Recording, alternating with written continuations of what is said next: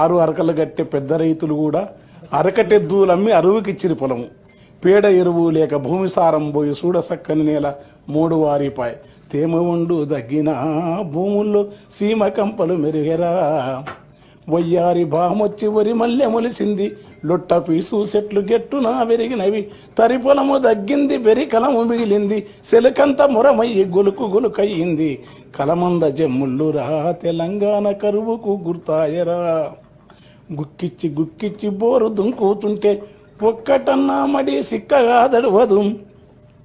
వంకాయ తోటేసి నొట్టి పోయిందిరా.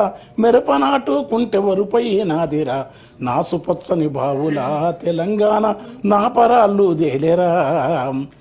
కంటె కానుపు కొరకు సస్తె బొంద కొరకు ఉలస పోయిన జనము వచ్చిపోతుంటారు.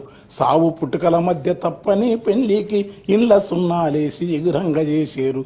పెళ్లి వెళ్ళిన నెలకురా ఇండ్లన్నీ పెంట కుప్పాలైతవి.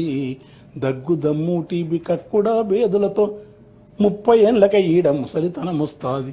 నెలకు 3కు పైగా పీనుగలు లేవంగా పల్లె చుట్టూ పాడె కట్టెలు బూడిదాయే.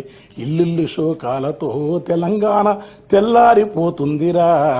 అలాంటి ఉద్యమాన్ని కేసీఆర్, జయశంకర్, కోదండరాం సార్ మొదలుకొని తెలంగాణ మహాసభ అవన్నీ ఇప్పుడున్న సార్ కూడా మంత్రి పదవి రాజని మనతో